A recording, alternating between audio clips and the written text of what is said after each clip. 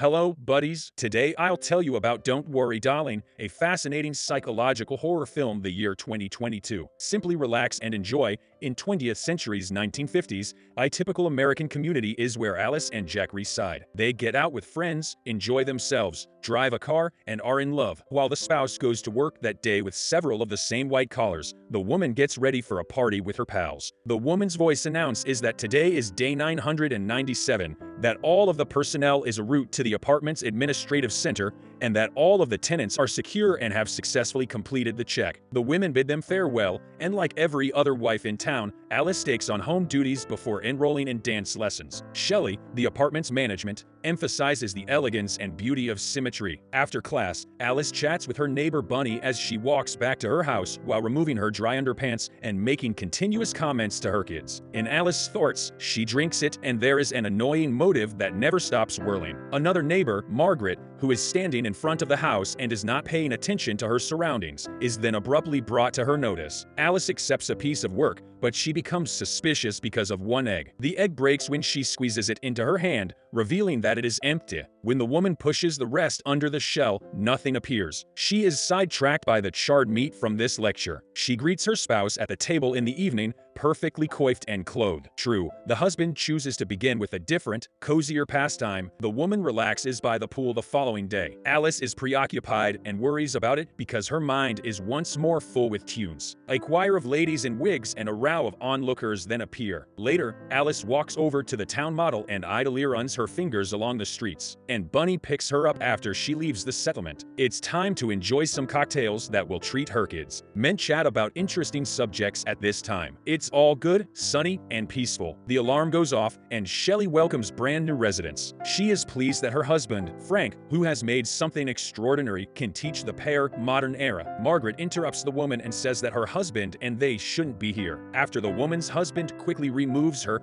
Frank apologizes to the visitors before leaving. The visitors are going through a challenging time. Their mission is to pursue their goals and fight against chaos, which is development's major foe, and they all influence world change. The visitors repeat what Frank says. Here, everyone is content. One family encompasses them all. John is thanked by the man for his husband's assistance. They provide for them. Fun keeps coming. When Alice goes to hunt for Jack, she instead runs with Margaret, who claims to have nightmares. She cannot be present, but in front of Alice, the woman's husband draws the curtain. In the home, the woman discovers her spouse. She is kissed by Jack, and they become one. However, Alice suddenly spots Frank, who smiles and observes their romantic game. The women meet up later in the mall to talk about their dream lives. Margaret is a poor girl. Although Bunny thinks that Alice is to fault for the problems because she brought her son to the desert, Alice feels bad for her neighbor. She was discovered, but she was childless. Men's jobs are the topic of discussion. Nobody is certain, although it is claimed that weapons are made there. Bunny splinters off. They have no interest in this. The women carry out their duties and foster a friendly environment. Alice suffers nightmares at night. However, she takes her husband to work as usual in the morning, takes care of the house, and then leaves on vacation. She remains alone in the trolleybus and claims that all she wants to do is ride. The woman then suddenly sees an airplane soaring up the mountains before it crashes. The driver hears Alice screaming, but he does not comprehend what she is asking for. He is called by the wife to assist the sufferers. He cannot, however, turn around as he travels the road. Alice exits the trolley car and sprints for the mountains. She spends a considerable amount of time walking in the desert before leaving it and climbing a road to a tall mountain. She approaches the mirror glass and stops. There is only her reflection in the surrounding space. Alice puts her hands up to the glass and passes out. A circle of ladies dancing in the dark is in front of her, and a male voice commands for order. People ought to allow themselves to understand what a good life looks like. The following instant, Alice is on her bed. She goes into the kitchen and observes Jack preparing dinner. Dishes are disorganized. Many goods have been spoiled. Alice is unable to comprehend what is being placed, and the husband explains that she was already asleep when he arrived home from work. She then rode the trolleybus back home. The lady does not comprehend what is the driver followed her back, but now Jack is baffled and turns to face his wife. Alice concludes that all she's seen was a dream. Everything continues as usual the following morning. After saying goodbye to her husband, Alice begins to wash the window glass. Suddenly, though, it appears to be moving. The woman suffocates as a result of being shoved up against a wall. The phone rings the next instant, and Alice is totally free. She receives a call from Margaret telling her to leave the room. She was there after all and witnessed everything. Alice notices dancing women once more. However, she and her buddies are there now. Margaret suddenly appears in front of her in place of her reflection as she approaches the mirror from the other side and starts banging her head against the surface. Alice screams before awakening. Margaret is on her house roof when she returns home after seeing her. The woman slices her throat and collapses as she turns to face Alice. When Alice cries in terror, the frantic servants pick her up and remove the neighbor's body. She attempts to explain to Jack in the evening, but he doesn't accept her explanation. Margaret is receiving medical care. While washing the windows, she cut herself unintentionally. In light of the neighbor's request for assistance, Alice feels bad. What is happening nearby? She asks him to explain his role in the project, but he is unable to hear about it. He begs her to calm down so she can quit ruining everything with her hysterics. When Alice is watching their town's advertisement at night, she has the thought that she is wading in a pool from which she is unable to swim. She cooks in the morning and all of a sudden starts to wrap a food film around her head. Alice appears to be trying to experience emotion, but the shower is ineffective, so she tears the movie off. Given that Alice saw Margaret fall, the doctor who just came reassures the patient that her symptoms are simply the result of nervous tension. Once more, the woman claims that her neighbor slit her throat. Jack declines the doctor's offer to write a prescription for her medication and they will be okay. Margaret will soon heal and go home, the doctor promises. He departs, leaving behind his bag, from which Alice is able to remove a folder containing Margaret's personal papers. But the text is all illegible and cannot be read. Burning the folder is Alice. She consumes wine, witnesses dancing women once more, and suddenly discovers herself in the restroom. Jack is dissatisfied. They arrive late and bring her a dress. Alice then urges them to consider the birth of the child because a lovely evening is in store for them today. The couple arrives at a restaurant where every city dweller is already assembled. For the time being, a number of stylish blondes are on display, and Alice once more encounters Margaret, the murderer, and the choir director. The woman grows ill, but nobody in the area notices. When Frank talks, Jack is welcomed to the stage. He is prepared to congratulate the man because he has now entered the professional opinion and shown Jack loyalty. Aaron, Jack does a dance of thanks while the audience applauds. Unable to look at this, Alice dashes to the bathroom. She sees a glimpse of a different Jack who has lost his job. She is discovered in a bizarre bathhouse. While Alice is trying to explain anything, her companion cuts her off. Alice was present at the main office. Was she raving? She acts like a pampered little girl. Her spouse needs her assistance, but she is killing his career in the process. She now acts more like Margaret. As she enters the hallway again, Alice restrains herself as she witnesses Jack's victory. Jack will remind them in the morning that they will have company in the evening.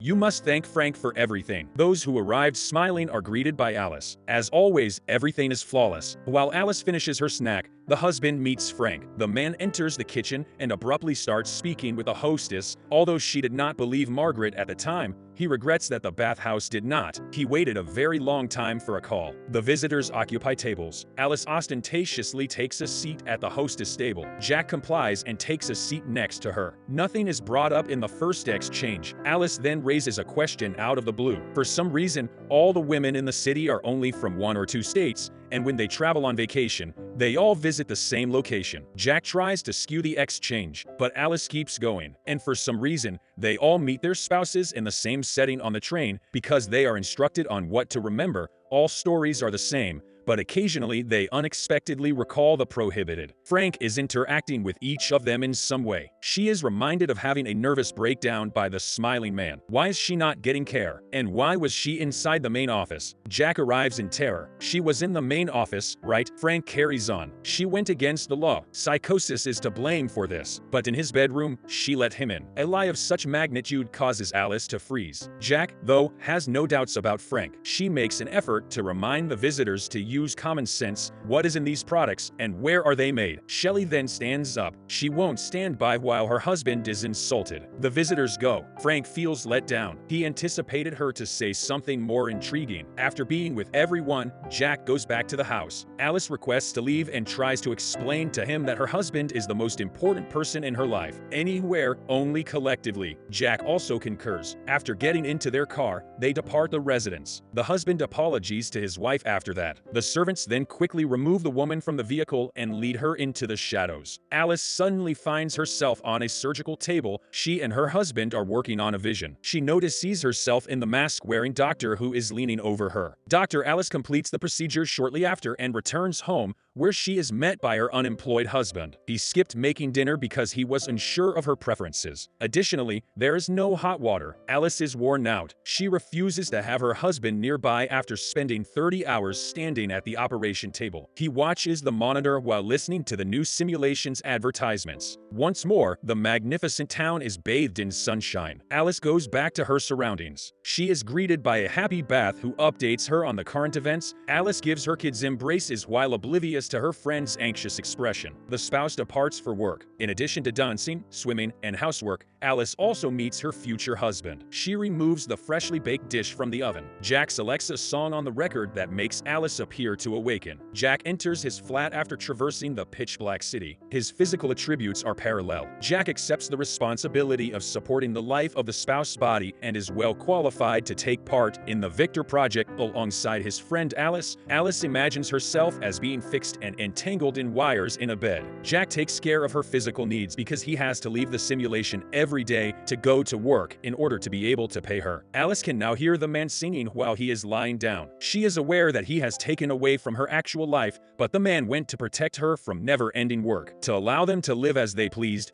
Frank built this universe. She is content, yet he labors for this as a damned person. What about the rest? This makes them effectively hostages. Alice tries to lift her up, but instead she knocks him over. The next instant, Bunny discovers her. Frank is told right away that Jack has passed away. Bunny acknowledges that he is an expert on the simulation. She made her own decision to live this life so she could be with her living children. However, other ladies are in the dark. Otherwise, Alice will be killed, so she must flee. The woman exits the house and drives to the desert in Jack's automobile. The household helpers follow her. The car comes up to her, but Alice outmaneuvers it and causes an accident that kills the doctor. Her automobile is the target of the following pursuers. Frank is aware of what took place. He gives the woman the strict command to be detained. Then, in the following instant, Shelley stabs him with a knife. He is a moron who completely failed the endeavor. In her haste to reach the peak, Alice's automobile stalls not far from the summit. The servants pursue her as she runs on foot. The dome is in front of us here. When the woman's assailants are already one step away from her, she approaches him and suddenly feels her husband's hands on her shoulders, pleading with him not to leave her. Shelley extends her fingers. A blow. Darkness. Perspectives of Victor's ideal lifestyle. A woman waking up in reality, and her sigh. The situation where it is challenging to accept someone's viewpoint. In an effort to make his wife happy, the husband deprived her of reality. And it's likely that many people will desire to escape real-world issues in virtual reality. But is it possible to force someone to be happy?